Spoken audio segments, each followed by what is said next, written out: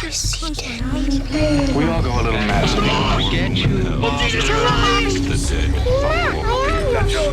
You are undoubtedly. Here's Johnny. It's all for you.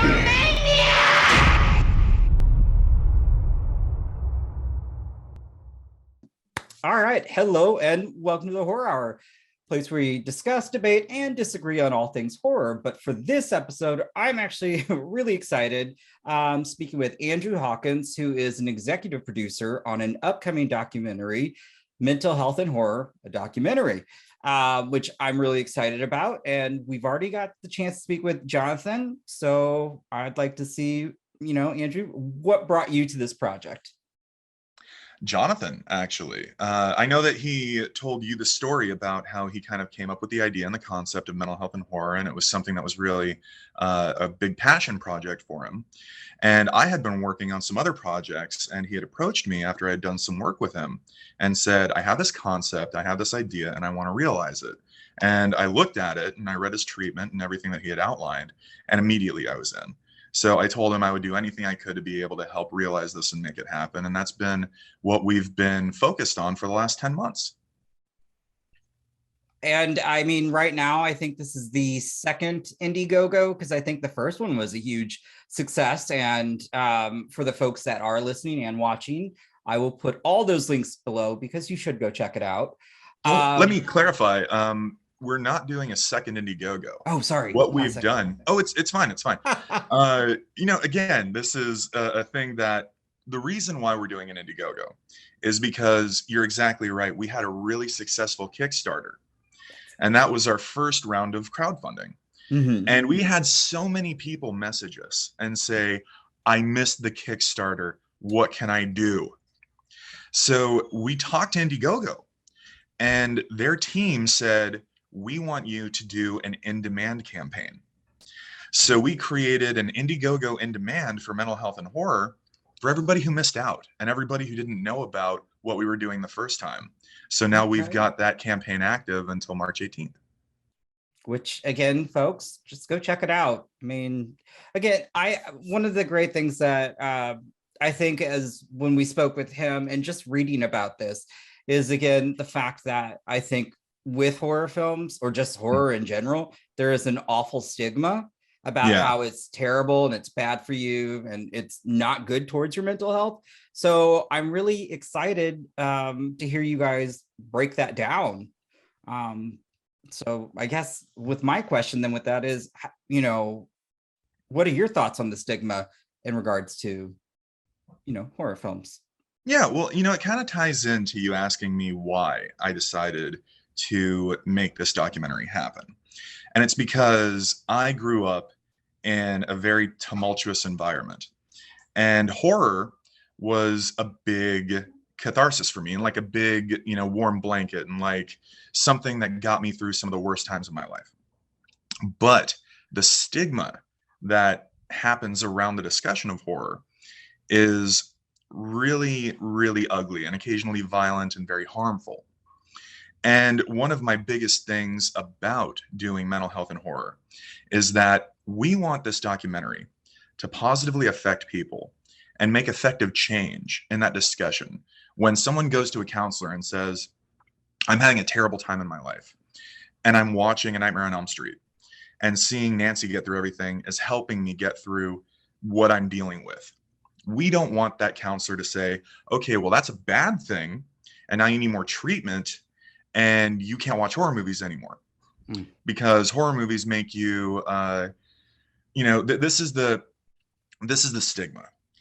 Horror movies turn you into a crazed killer or warp your mind or, do something negative to your well-being. And that's not true. There are so many horror movies that have so many great stories and so many great characters and figures that we can look to help us get through those dark periods in our life. So we want this to bridge that conversation and educate people better about how horror movies can have a positive impact and a positive effect. So when someone goes and sees that mental health care provider, they know that that avenue of conversation is open and that they're not going to be ostracized or stigmatized or mistreated or anything negative like that. We want this to be something that not only are we having key figures from the horror world and stars that we love from our horror movie favorites speak on films and characters and their influences, we also want fans who have taken horror into their livelihoods and built their careers around their love for horror. And then on top of that, mental health care providers, because a huge chunk of the documentary is from the educated perspective and from the medical field, from psychology, from psychotherapy, from so many others who have certifications and accreditations and PhDs and work for places like the Mayo Clinic and other major hospitals and institutions like that, to talk on this from that perspective and actually have it be concrete. So that's a big, big goal. And that's one of the reasons why I believe, this is worth putting all the time and effort into to make happen. I love hearing that, because I think that's what gives to me, when I heard that, that gives this project more oomph, in a sense. Like Sure, yeah. like, wow, we you want guys to be are credible. We want to have people be like, holy shit, these guys are serious. Yeah. But we don't want to take ourselves too seriously, because we all love what we love. Oh no, that's true. I mean, well, for me, honestly, if I just had a rough day, or honestly, if I'm in like my highest point of anxiety, nothing calms me down more than putting in a slasher. Just is. I Totally. I can't help it. It's what I love. And I'll put on Jason Lives any day to get over a bad work day, or just have a good time for a little while. A good slasher, throw on something like Return of the Living Dead, something that's got, a good positive energy to it, and just wash away all the pain from the day. Exactly. And I mean, and it's funny because actually the photo behind me, because I saw that you guys had just finally announced, which I'm really excited, Alex Noyer. Yes. And yes. I mean, even his film, A Sound of Violence, I thought was a great way to talk about mental health as well. So I can't wait to see that interview. And Alex got passionate with us. He brought that energy. We were getting into it with him, and he was someone that I loved being able to have speak with us, because he comes not only from the horror world, but also the music world and the international cinema world. And he's just got that drive that when we start talking about things like stigmas and how horror isn't respected in certain cinema circles, he just went in. So I can't wait to share that interview with everyone. I am very excited about that. He is so passionate, and I think and a brilliant filmmaker. Yeah. Oh yeah. He just, I love that he champions indie filmmaking, and just to hear how much he loves the horror community, I can only imagine how great that interview is going to be. And I also like the fact that you guys are also getting, I think Jonathan had said, mental health professionals from around the world. Yes, we do have to get like that an international cast, because we have mental health professionals from the United States, we have mental health professionals from Canada, Scotland, UK, and I wouldn't necessarily call him a professional in the mental health field, but he has studied therapy and Jungian psychology and so many different influences to put into his work. If you're familiar with American McGee, who made American McGee's Alice and Alice Madness Returns, he is someone who has studied psychology and therapy and trauma his entire life. And after he created, Levels in Doom 2 and did Quake, he went on to put all of that influence into his Alice games and everything he's done since. So talking to him was incredible, because he's incredibly well versed and studied in these things. So he's like the closest, I wouldn't say the closest exactly, but he's right up there next to the people who have spent their entire lives and gotten their PhDs and certs and everything to be mental health providers. We really do have an interesting and incredible cast of speakers and contributors for the documentary. And that's a big part of our entire motivation and our mission for this is we want to have so many people get so many important perspectives that really connect with everybody in the audience. I think that's great. I mean, again, I've seen the cast list, and I honestly can't wait, because I've spoken with some of them just in general, and I like I said, mental health is very important to me, because I myself growing up, struggled with it. I can think of how, like, the coping mechanisms that I've built just from watching horror films and films in general, but also, how to manage it. And I think more than ever, this past 2 years has been hell for everyone. And God, we're going through some hell now.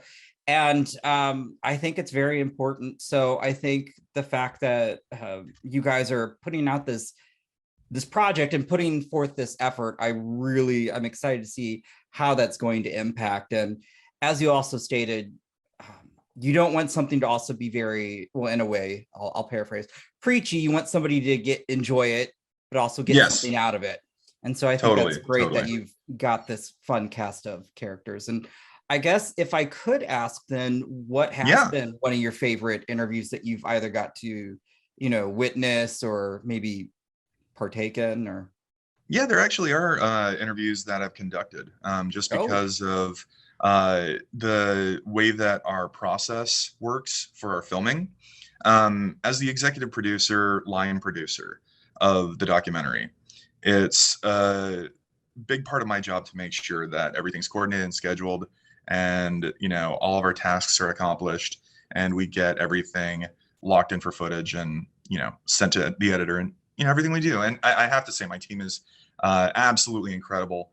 Our entire team behind Mental Health and Horror is amazing. Jonathan as director, Dave Lawson Jr.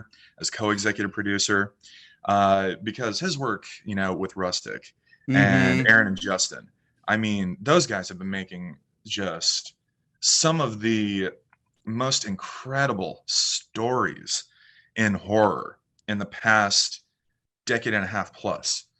And to have Dave be a part of this with us is just, such a huge honor. And then we've got our lead producers. We've got Alice Collins, we've got BJ Colangelo, and we've got Zena Dixon. And then we've got Tim Eidelman, who is our motion graphics designer. And we've got Jason Kozlarek, who is our art director, who also does all of the art and layouts for Fangoria. Yeah. So he is one of the I'll say it, greatest figures among many in the art design horror world right now. And then we've got Shane Isakowski, who is also a fine artist and oil painter, who is our director of photography. And he shoots just incredible. Every promo you see, all of our preview videos that we've put out, some of them have been with videographers that we've had to bring on internationally. But all of the ones that Shane has shot, he has really shaped the look of this documentary into what it looks like right now. And Lindsay, who is our editor, is just incredible. Lindsay Ragone is so good at what she does that when she puts together our living edit for the documentary, and we work with her and we go through the process of scripting to inserting clips and making sure everything's tight. I mean, she has such a great sight vision into her role that I couldn't be, more happy working with anybody else in the world. She is completely locked in as the right person for this, and it's been great. So, gushing about the whole team, we have had times when Jonathan is doing the interviews, and he's primarily been doing the lion's share of all of them. And then there have been times where I have stepped in and been the interviewer. And one of my favorite, because I've loved every interview I've done, and I think Jonathan can say the same thing, but I had such a great time interviewing Kelly Maroney for the documentary. It was the most, wonderful discussion where epiphanies were had and references to classic horror that she grew up with, talking about her influences and, what shaped her, and then her perspectives on how horror community members come together and how we as horror fans are in the world. It really was an interview filled with so much, warmth and thoughtfulness that I can't wait. I mean, I'll keep saying it, but I cannot wait for everyone to see it. That sounds amazing. I hmm. I would also And have Kelly's to. just wonderful. We were even Mhm. watching Chopping Mall last night again because, it's a 77-minute just clips by, awesome ride, perfect for 3 a.m. after a long day of more shooting and filming. Shopping Mall's a great one. I honestly, I just One of the discovered, best. Yeah. what was it? Phantom of the Mall, Eric's Revenge. Yeah. First time ever I watched that last night, and I was like, I love how that's getting a new life right now. 99-cent rental. I'm like, I can't pass this Mhm. up. Yep. Vinegar Syndrome, Brad Henderson, all those guys bringing Eric's Revenge back. So great.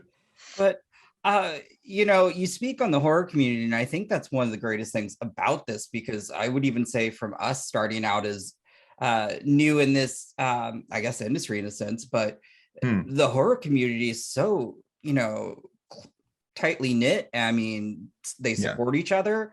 And I just think that's very interesting that I don't think a lot of people from the outside, especially I think in cinema, I don't think they see that as well as, because I think, as you had mentioned, like horror is just looked down upon in the world of cinema too. Yeah. Which is awful. Just completely disregarded as an art form in some circles. And, I've had conversations with international markets and peers, and it's no joke. It is tough to sell horror. But then, you have breakthroughs like to 10. And, God, what a great film. when a movie like that hits and gets the Palme d'Or, it is a victory for our genre and a victory for the fans. It's like we won, and it's so good to see anybody break through, and again, it's a woman-led and directed film. Mhm. It's an incredible story, and it made it, so I really feel like the winds of change are blowing, without being too like poetic and ridiculous and all of that. I really do think that there's a shift where so many key figures in contemporary horror are so talented that they are bridging that forced gap between the international cinema world and horror, because it's undeniable, like again, Alex and Sound of Violence. It's a great story. It's a horror movie, and it's undeniably an art film. Oh, yeah. And it is one of those examples that is just, you can't try to argue that it isn't cinema, because it absolutely is. So, we're champions of that stuff. We've got a team of like film archivists and, art appreciation and journalists and, people who have been doing this for decades. Like Jonathan and I, that's how we crossed paths over the last decade and a half, was just by being in the entertainment journalism world. Oh.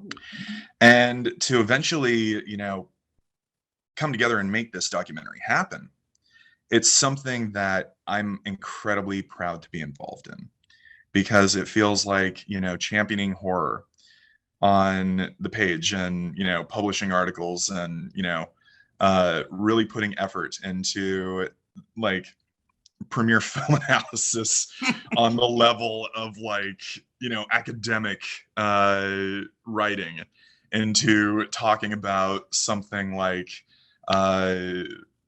I won't even say Dream Warriors because that's like too high on the bar for me. I'll say like Oh my God, I love Dream Dream Child. Warriors. You know, Okay. like putting the same level of writing as you would an editorial on Amadeus into Dream Child is like the kind of thing that brings, you know, that certain type of fan to other fans in the community who are like, no, I take horror seriously. And yes, I will break it down. Like I was writing a paper on Kubrick or, you know, John Ford or any other, you know, major name that's studied in university. Like, why not do that for Jim Wynorski? Why not do that for Mick Garris or Stuart Gordon, for God's sakes? You know, Stuart Gordon deserves that kind of appreciation where when people write about From Beyond, you know, it's one that I think absolutely deserves like that kind of professionalism and attention and, you know, love. So I'm totally like, horror absolutely can be cinema, but it can also be schlock and just fun, you know. Oh, yeah. A great hour and a half good time and popcorn muncher, you know, everyone's sitting around the couches riffing, just having a blast. Because I love that experience too. It's one of the biggest things I missed over the past few years was actually just going sit in a crowded cinema, watch a horror film that is either going to be, like you said, it could be one of the best things ever, or it could still be the worst, but you're still going to enjoy it because everybody is going to give back to it. And I think it's such a great experience. And honestly, again, that calms me. But I'm totally a midnight movie guy. Like I'm all about cult cinema. I love, you know, the extreme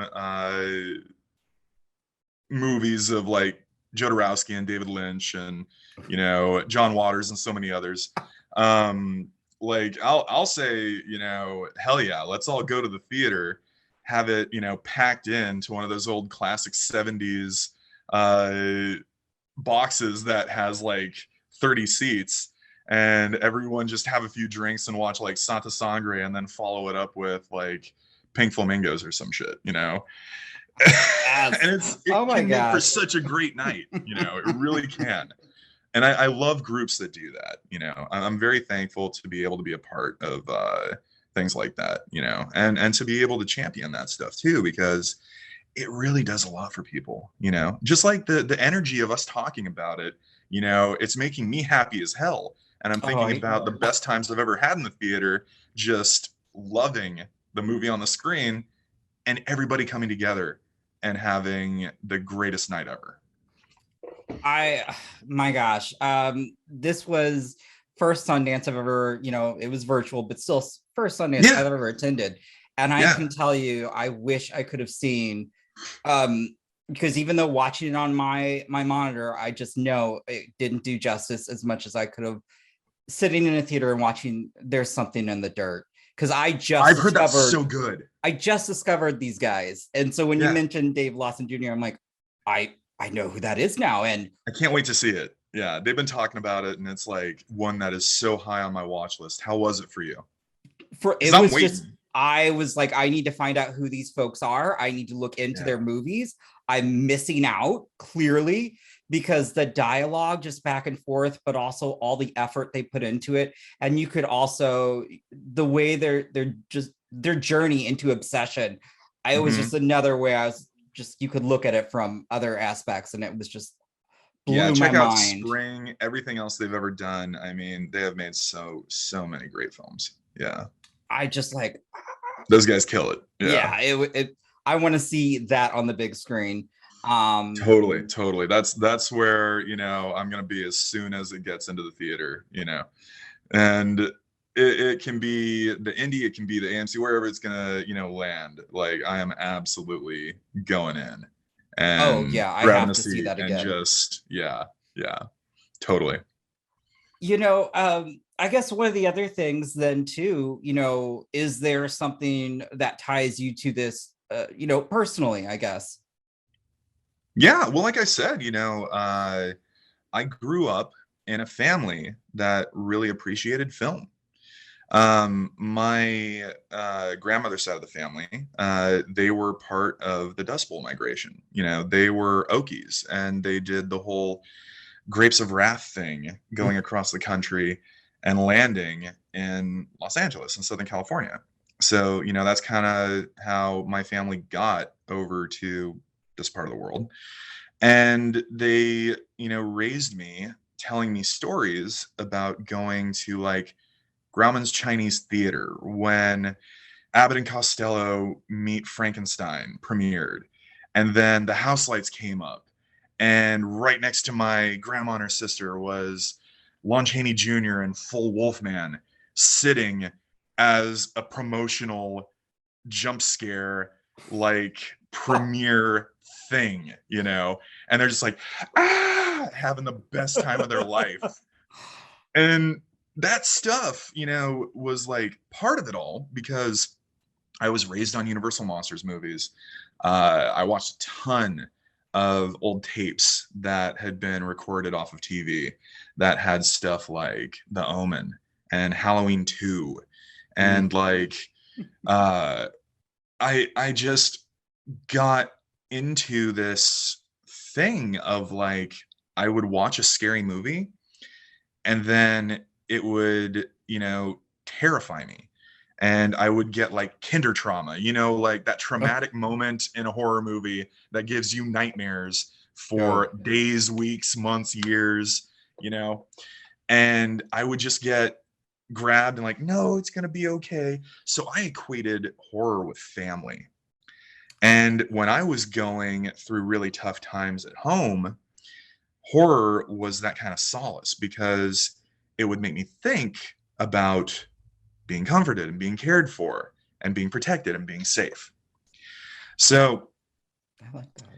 I think about that. And then I think about so many others who grew up who were either abused or latchkey kids or, mistreated in any number of ways, who have grown to love horror movies, because sometimes it's movies, sometimes it's games, sometimes it's music, sometimes it's art, sometimes it's comics, or Edgar Allan Poe stories, or Lovecraft, or Stephen King books.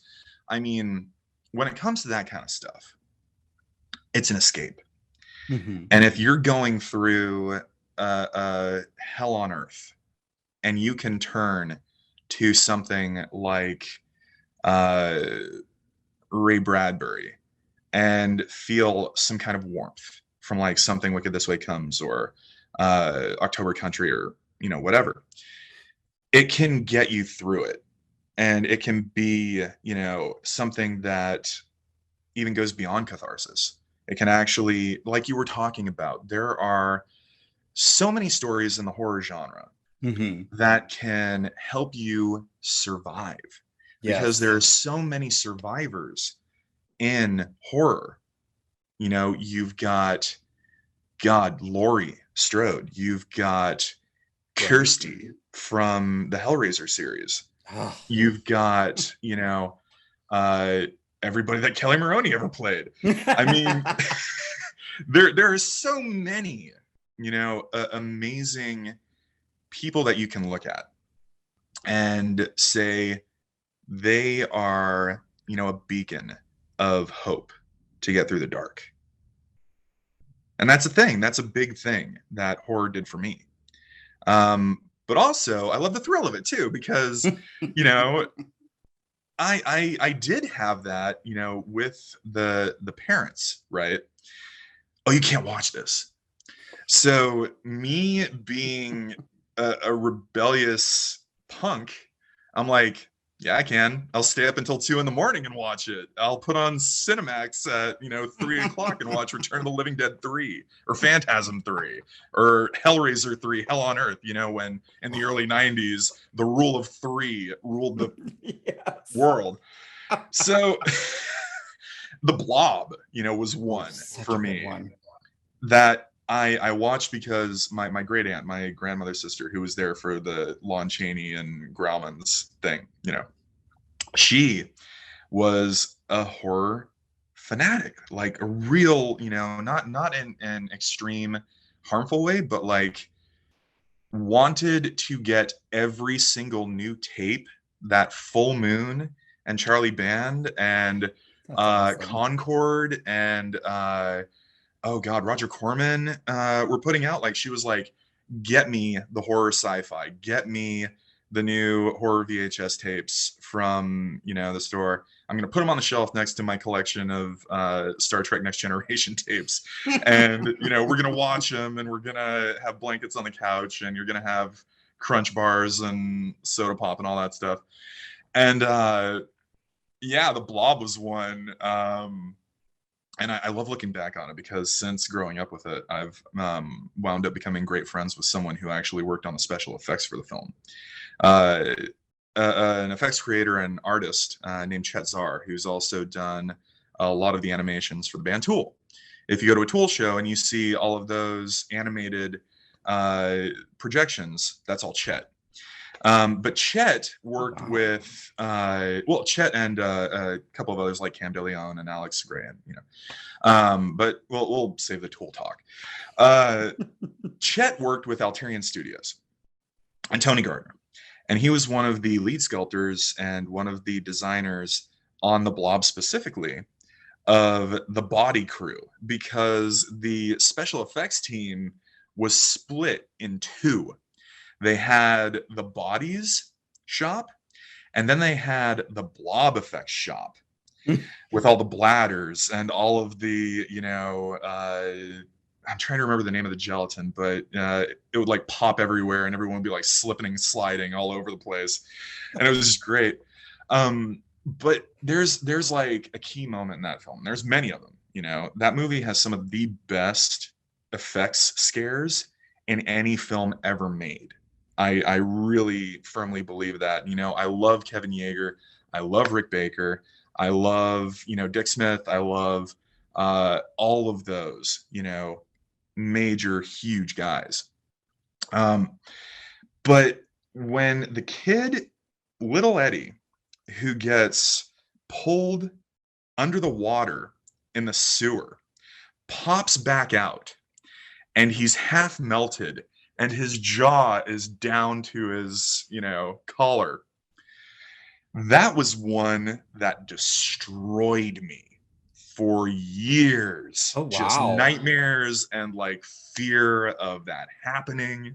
And, that was like a real key kinder trauma. And then another huge one for me was in Nightmare on Elm Street 3, the Freddy worm, or the Freddy snake. Oh, yeah. When he bursts out of the floor and starts eating Patricia Arquette from her feet forward. That was, oh my God, that was nightmare fuel for years. But, it was, again, the comfort of it's going to be okay. And that's like a huge critical part of my background, is like, I wouldn't love horror as much as I do if I didn't relate horror to family.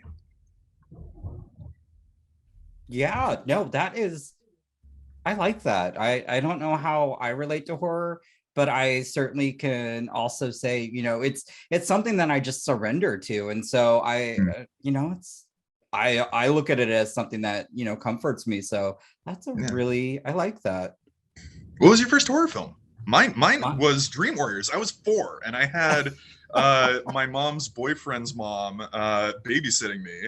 And I don't know if it'll just like come out on beta or, what, but, that got popped in, and I was just like, okay, here we go, and then like a year later, I think I got taken to Scrooge in theaters. And for a little kid, for like a 5-year-old, Scrooge has some dark moments.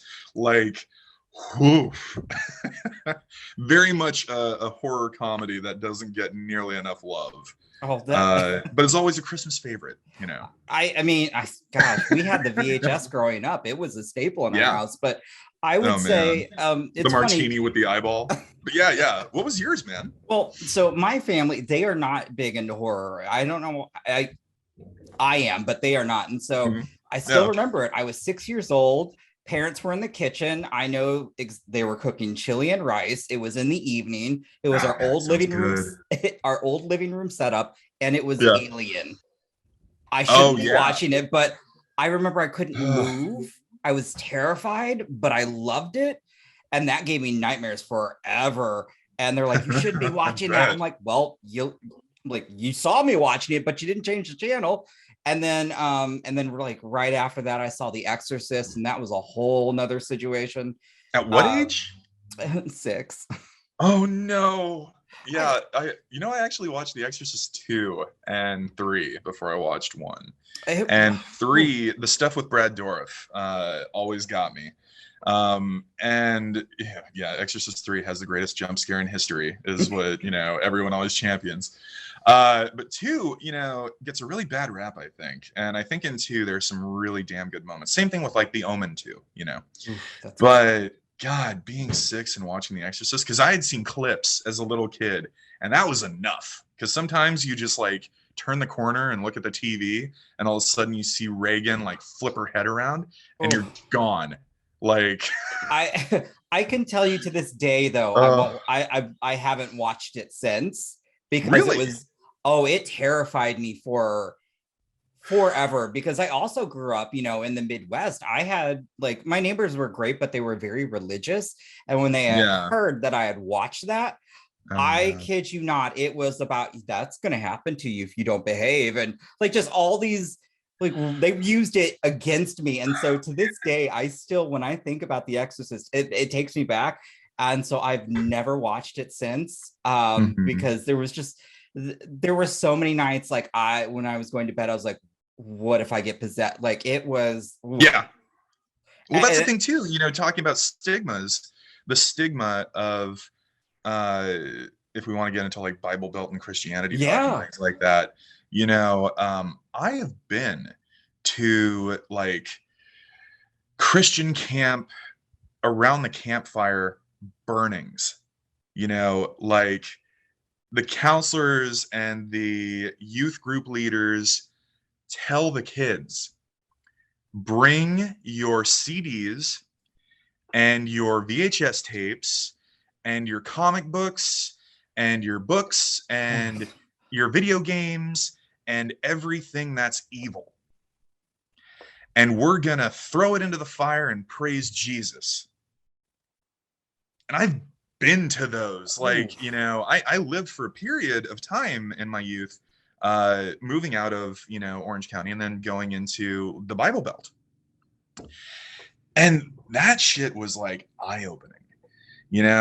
The thing that really got me before I witnessed my first Christian book burning was I was on, I know, right? I was on a bus going to the Christian camp in like June or something like that. I'm trying to remember when I was in 3rd or 4th grade or whatever. And I had an issue of the Max, if you remember that old comic and the MTV animated series of the purple guy in the Outback. And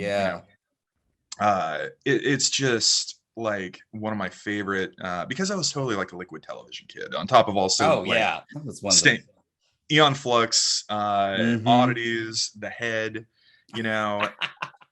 So I got a copy of like the first issue of the Max, Sam, I forget, and I'm reading it on the bus, on the way to Christian camp. And all of a sudden my youth group leader gets in my face and he looks at the page, and it's a scene when a character is in a laundromat. And if you know, and it's mature.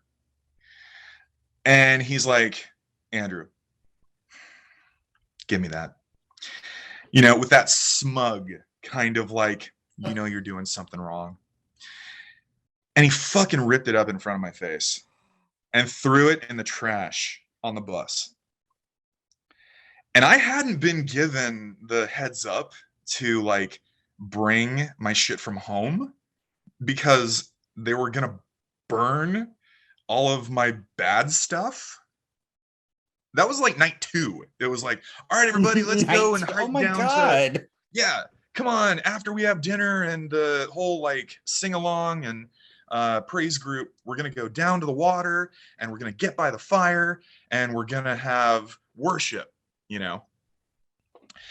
And it turned into all of these like preteens and, you know, teenagers and like young adults, youth group leaders and counselors of this camp, like almost cult like chanting around this, you know, campfire in praise and worship of Christ and God and everything, while people were like throwing their fucking corn CDs into the fire.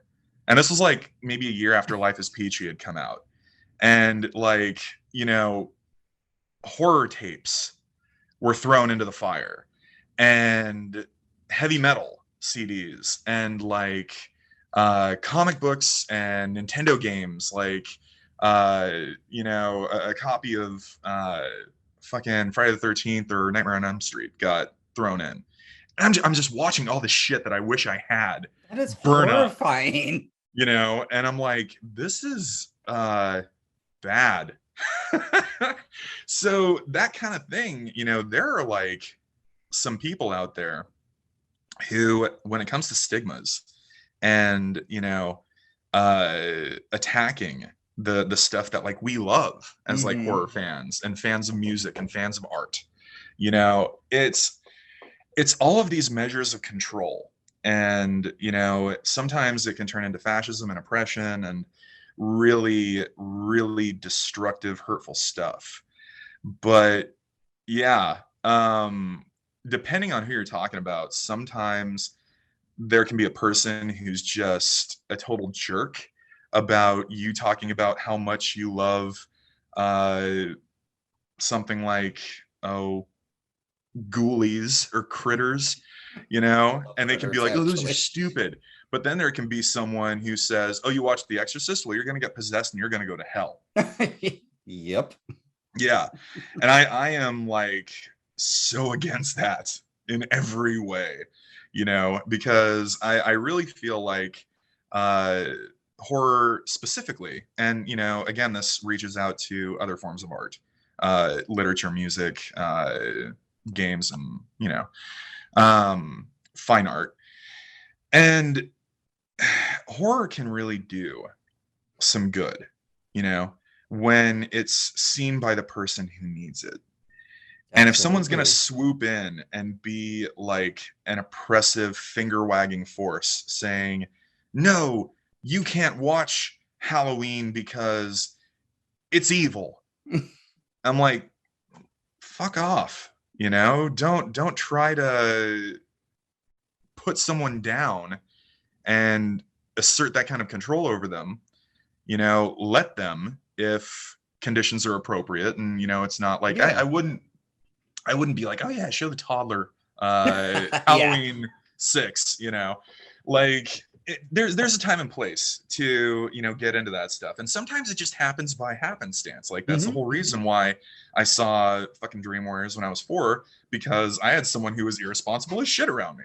But then again, you know, sometimes someone walks into a room and sees Frankenstein on TV or Dracula, and that's their first exposure to horror. So it can just happen, you know, by fate. But at the same time, if you're going to introduce somebody to something, I always think, and this is again, like kind of the journalism brain and like the curator mindset, like, oh, you like this and you're interested in that? Well, you should check this out, you know, that kind of thing. Like you like Linnea Quigley? Check out Slimeball Bolorama. Or Hollywood Chainsaw Hookers, if you like, you know, trash and sleep. Or like, you want to see a killer Santa? Check out Silent Night, Deadly Night. And if you want to see something that's really, really fun and absurd, watch Silent Night, Deadly Night 2. Oh my God. It's a blast. Talking about Eric's revenge. I want to see Silent Night, Deadly Night 2 Part 2. I want to see him come back. Oh my God. Yes, bring back Ricky. Yeah, man, you know, I don't agree with people treating others badly for what they love, as long as it's not harmful and hurtful towards others. Mhm, You know, mhm. because if you love something that's causing somebody else harm, I think that's wrong. But if you love something like, you know, a Lucio Fulci movie, and, you know, George Romero, you know, like if you love Day of the Dead, and, you know, you are told by somebody, you can't watch that because A, B, and C. I don't agree with that. And it's like, partially rooted in freedom, and, you know, a little bit rooted in going against the like oppressive nature of people who try to control power over others and stuff. Mhm. But then, you know, you get into the conversation of examples of how horror movies have hurt others and caused deaths, and people bring up things like Warlock and Child's Play 3, and it's always really, really tough to have those conversations. And that's one of the things that, you know, does get brought up by some of the people in the mental health profession world in the documentary, is when, you know, someone references what happened to that poor kid in the UK after Child's Play 3 came out, or that poor kid in Canada after Warlock came out, you know. I don't want to paraphrase it because it's such a delicate subject, but that is some discussion that we broach. So, you know, with those kinds of conversations, and if you're hearing clicky noise in the background, it's the little one running around being a cute little doggo dude. Dookie Doggo being the best. You know, it's something that needs to be discussed by people who understand how to broach the subject from a very delicate mindset, you know. And that's one of the biggest reasons why we're so appreciative to have people from the mental health profession and the mental health world, and care providers, and, you know, again, psychologists, therapists, psychotherapists, and more, to be able to bring their insights to that discussion.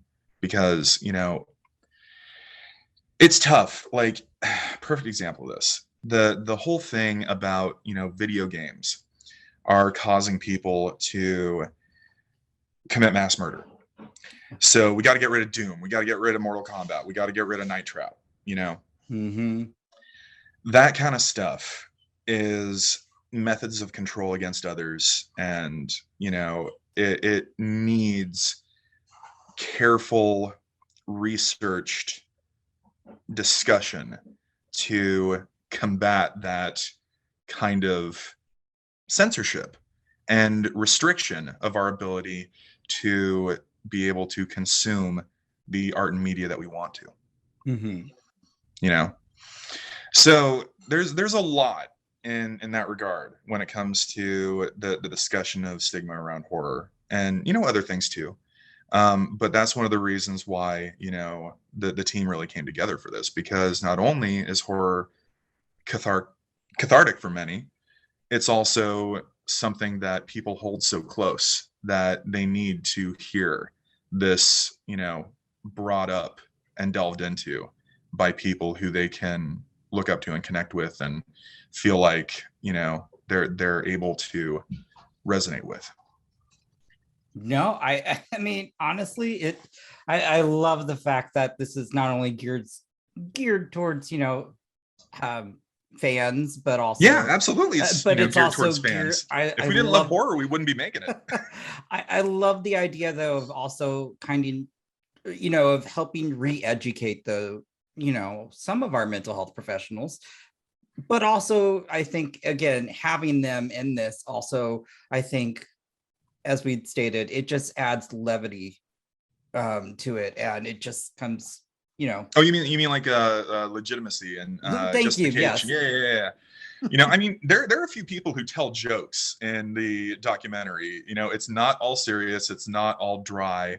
Some people kind of get into it, especially when they oh my god, we had a wonderful interview that Jonathan and I sometimes, you know, we'll kind of co-conduct.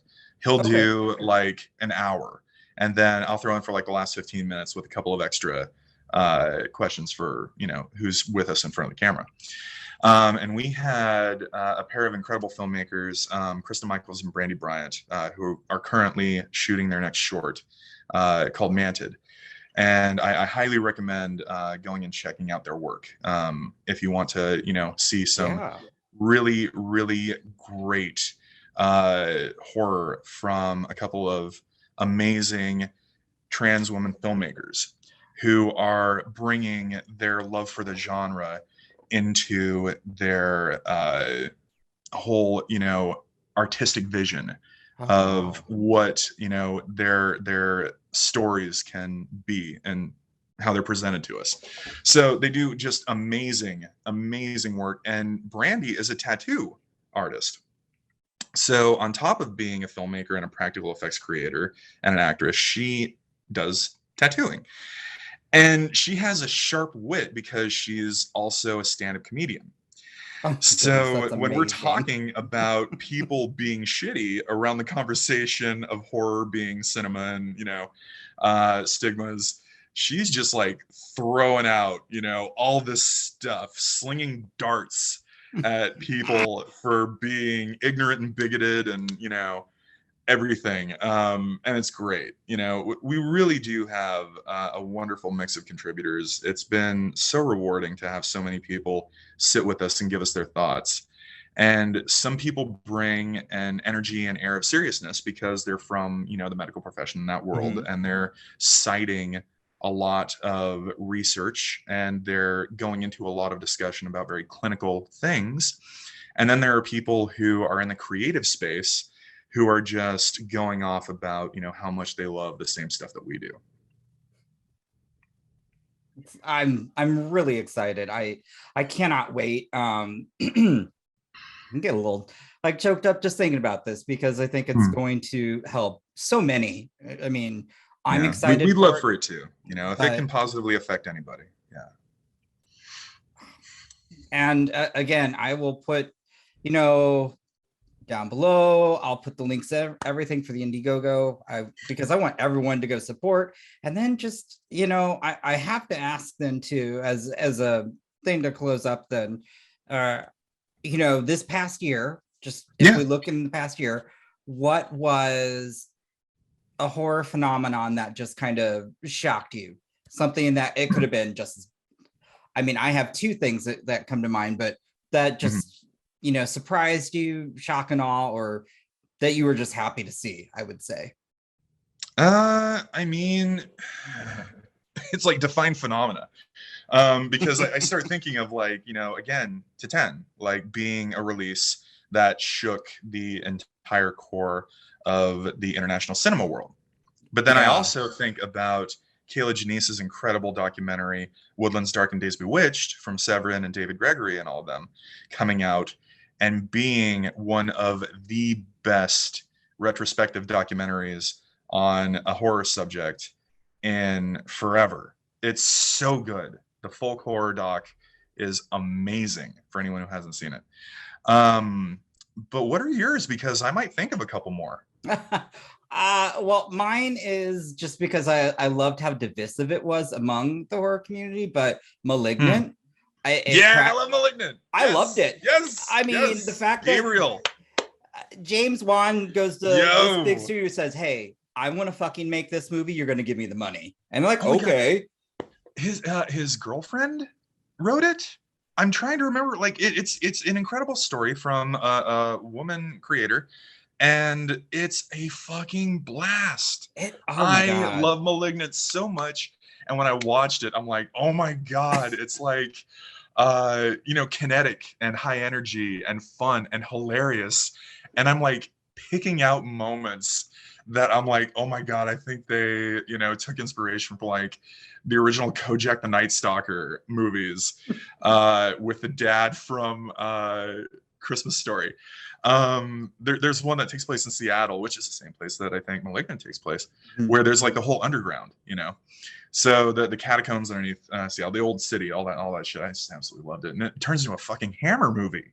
and the like fog rolls in and you see like the old Dracula carriage, and he's trying to, the detective in Malignant, hunt down Gabriel, and it's so damn good.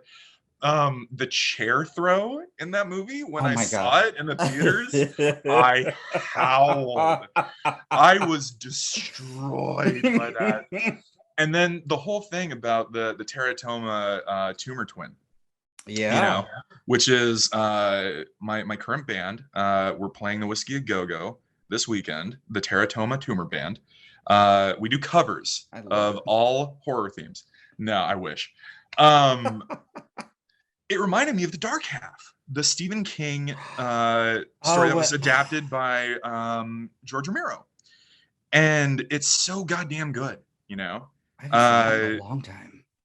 Yes, it's wonderful. It's wonderful. So I was like, holy shit. And you know, the cameos, everyone who showed up, it was just such a damn blast. So I love Malignant. I think it's one of the most fun. Oh my god, I remember we had an interview with Michael Kennedy. He was our very first interview for the documentary. I am so jealous about that. He's Oh the my reason God. I know of this, because I saw Yes. the little clip you guys did, and I ended up buying one of those shirts that says, you don't know what you're missing out, or you know. Yes. Yeah, I have mine ready for tomorrow's shooting. Oh my god, his input was so wonderful.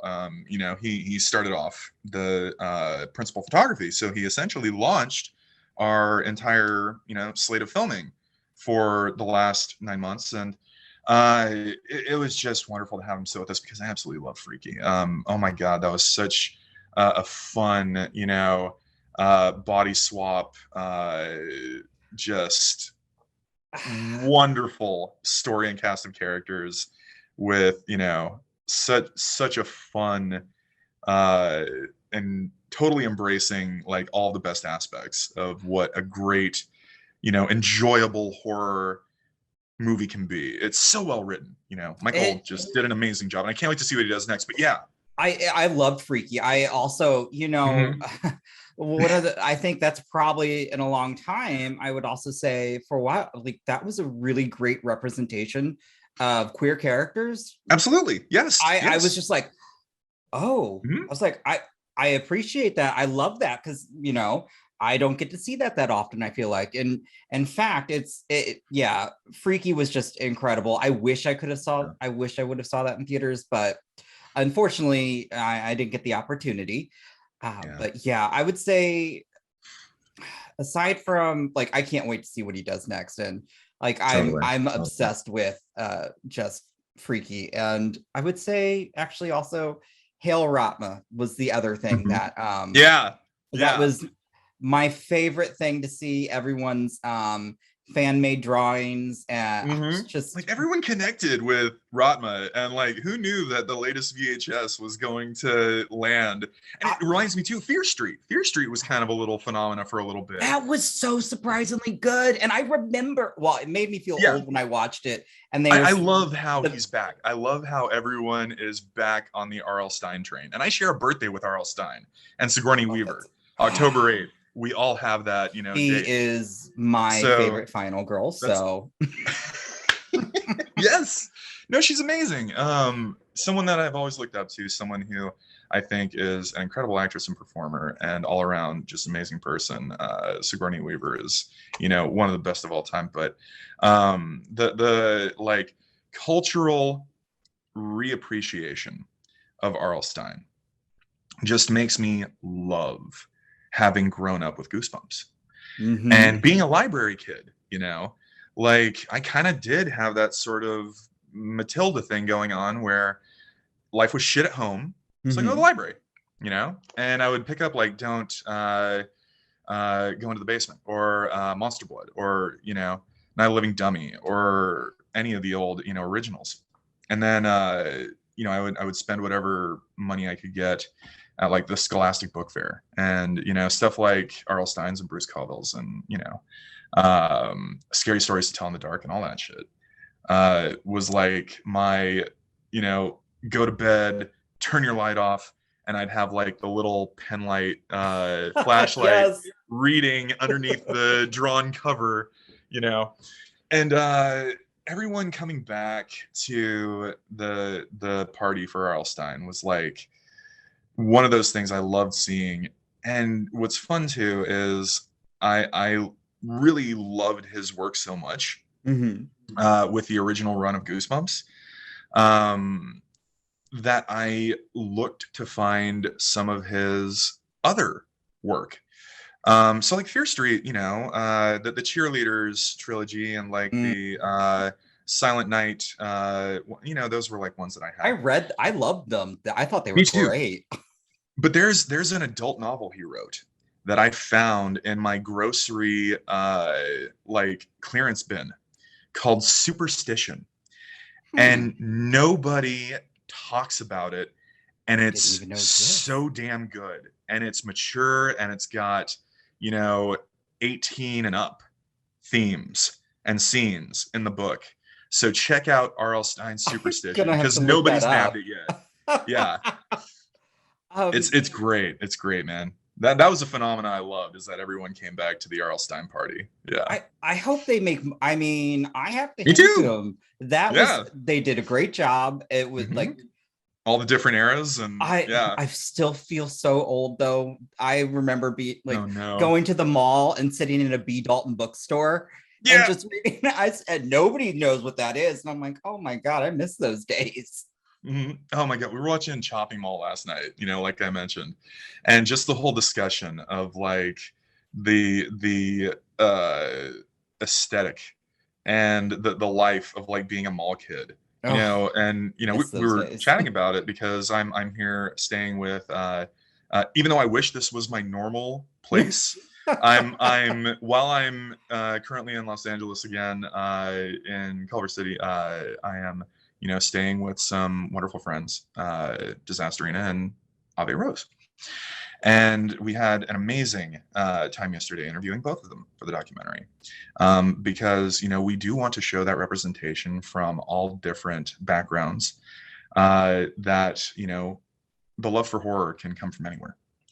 And to be able to have people from the Dragula camp with us is something that I couldn't be more thankful for. But, you know, Disasterina, the most disastrous drag queen in LA, is just one of my, you know, favorite people ever. And Ave Rose is such an amazing artist. I mean, her work, you know, that's around me is fine art that I absolutely love. But while we're all talking about being, you know, in malls during the time when B. Dalton's was actually a store still, and, you know, the discussion goes to like who was where.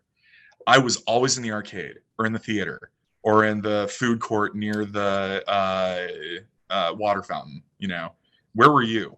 Because it's like telling of who's what kind of. So, you know, I would say two places. It was definitely either B. Dalton or it would be Tilt, because they don't make arcades like they used to.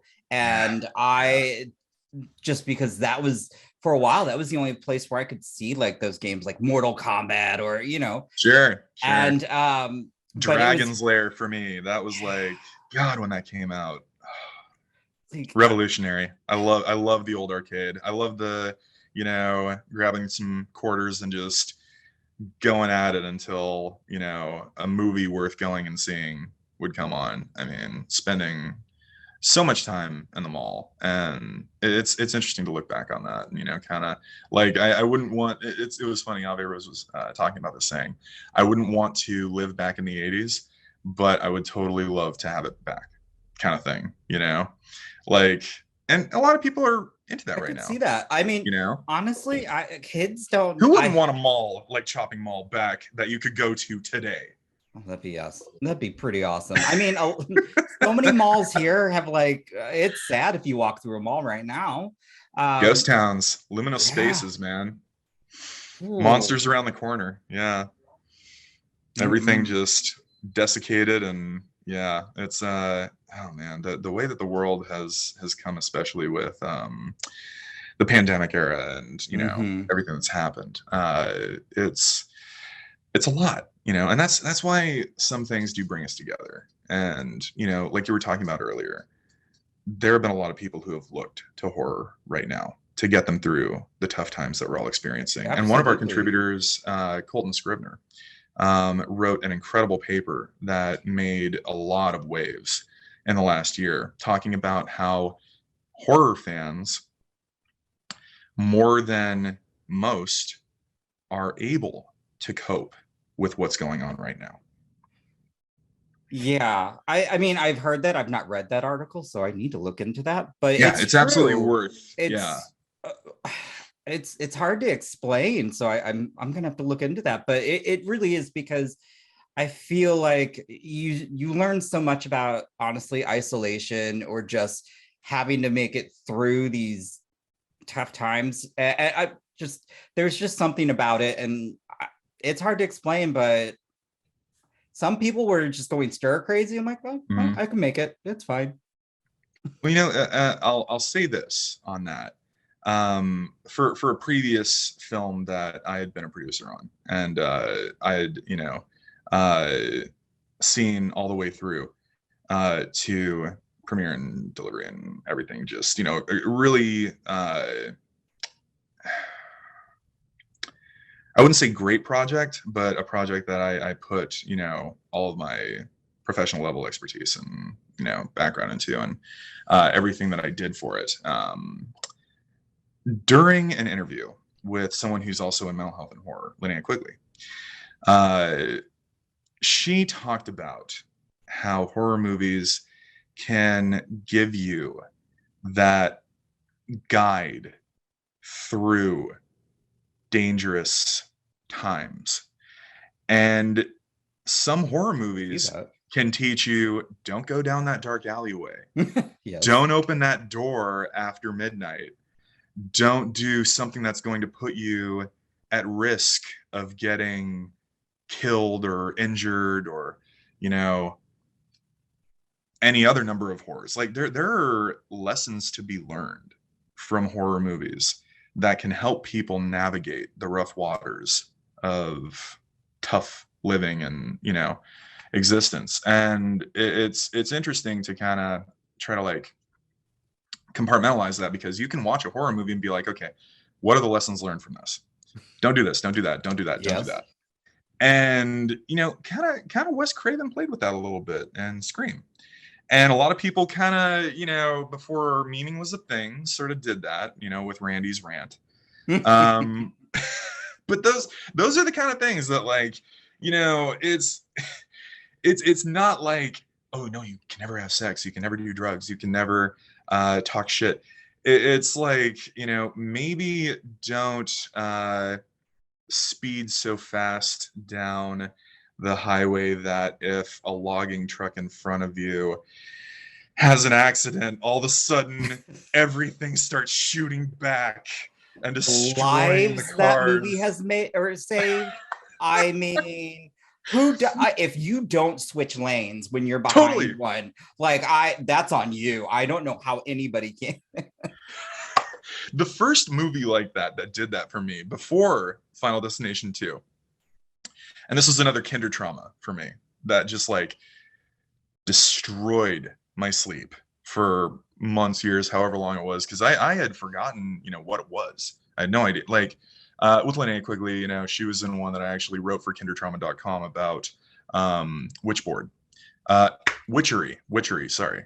What am I doing? It's actually because Witchery is Linda Blair and David Hasselhoff. And we talked to Linda Blair, and she talked about how they both got cast and duped into it because they were both called and said the other one has already signed on. So they were like, oh, I'm in. So Linda was told David Hasselhoff had signed on for Witchery, and David Hasselhoff was told Linda Blair had signed on. And they were both like, yeah, I'll do it. And then they met on set, and they're like, no, I didn't sign on first. So that's a fun, insider, story that only 5 people know now. But it was Witch Trap from Kevin S. Tenney, who did Night of the Demons, which is another great favorite of mine, of Linnea's. Love it. an amazing Halloween movie, amazing goth movie. Such a great haunted house possession film, and demon movie. It's so good. But yeah, witch trap. She gets her neck So impaled. yes. Yeah. With So the I wrote shower. about that as a the shower, exactly. The shower head goes boop and just takes her neck out. So that haunted me, and I wrote an article about that being a kinder trauma fashion editorial. And around that time, there was a movie that I didn't know the name of it, and I saw the scene, and it destroyed me. And I was trying to find it for like 25 years. And then it got released on a Prestige Blu-ray from Vinegar Syndrome. It was Beyond the Door 3. And if you know the Beyond the Door series, they are wild. Those movies are just like, the first one is a total riff on The Exorcist. And it is one of the most vulgar Italian horror movies with English dubbing that I have ever heard. And it's so good. And then the second one was the final film of Mario Bava. And it starred the late legend Daria Nicolodi, who wrote Suspiria and was responsible for Inferno and was in Phenomena and Opera. And she stars in Beyond the Door 2 under some releases. It's called Shock. And the first time I ever saw it was on a double feature disc release with Possession, if you know the classic with Isabelle Adjani and Sam Neill. I think I have seen that one. Oh I'm god, gonna look so it up.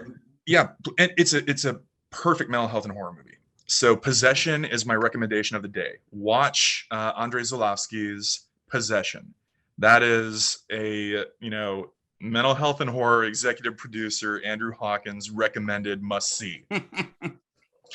But Beyond the Door 3, Beyond the Door 3 is also known as Amok Train, because all these kids in a college class go on a field trip to Budapest or somewhere, or Budapest, as it's said in Bram Stoker's Dracula, from Keanu Reeves' wonderful accent. It's so good. I love that movie.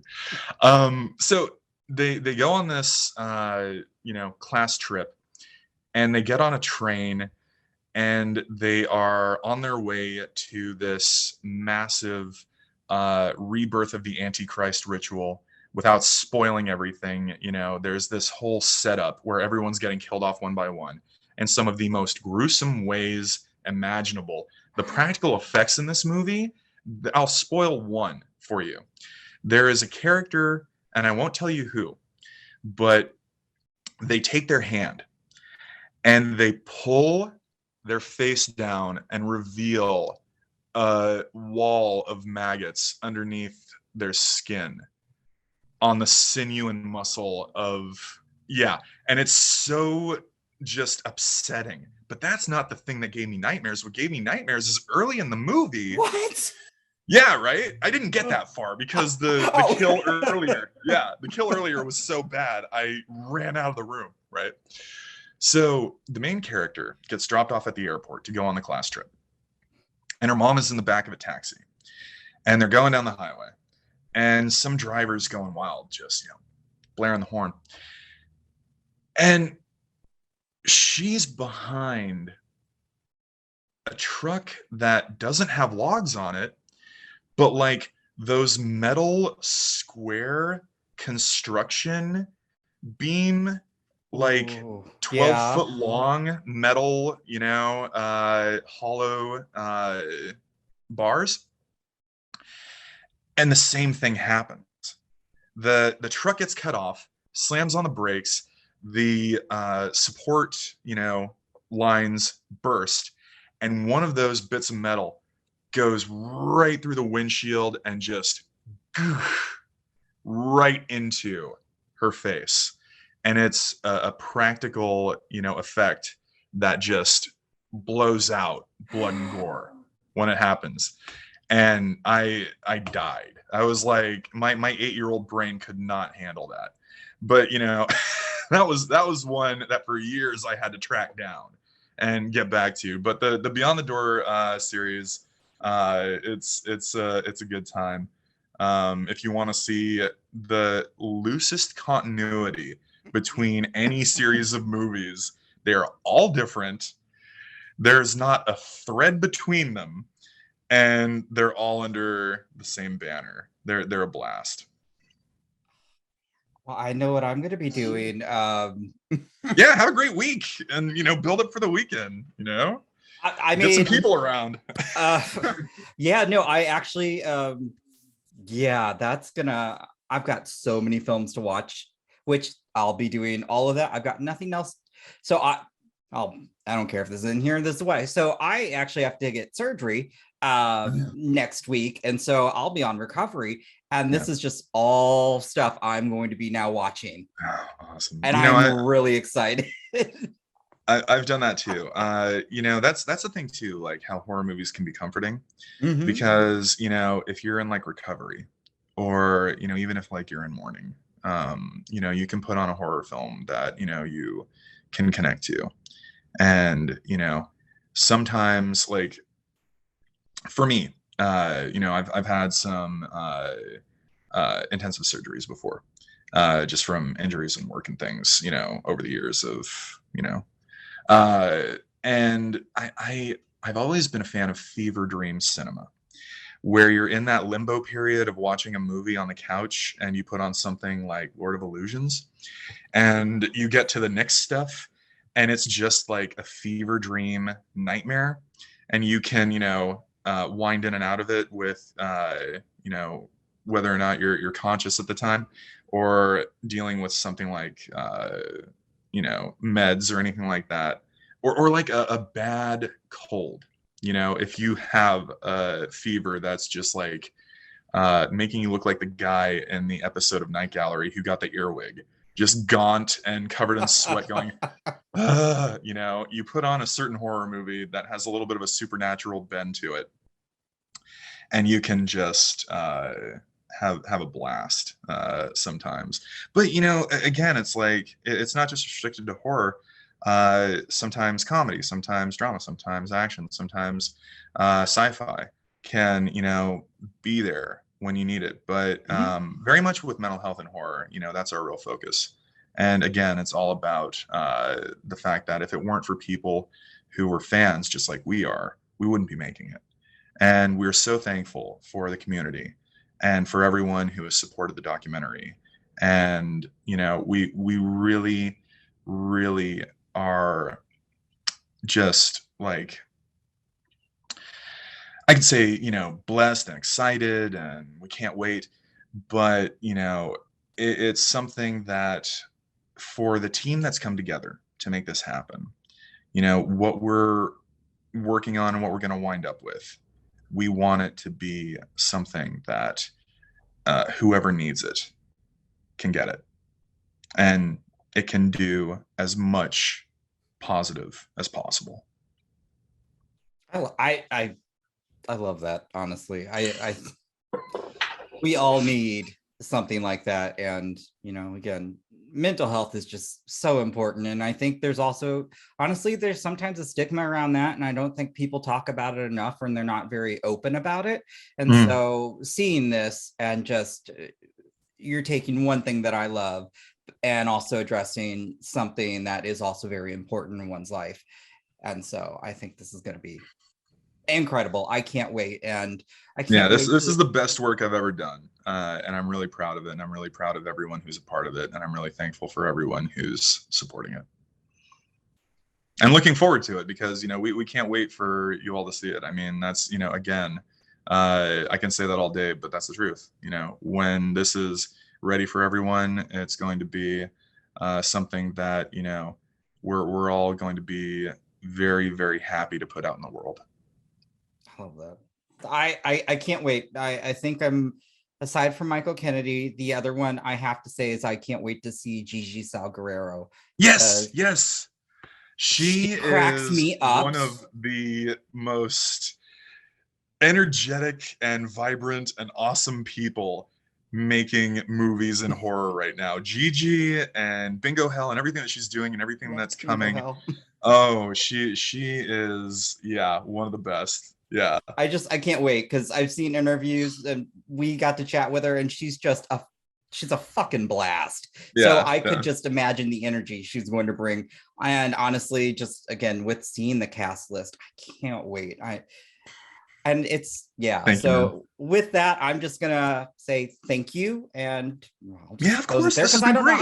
I don't know how to end this because I'm just like, I've loved talking to you, Taka. I really have. This has been such a good time. You have been listening to the Horror Hour. See you next time.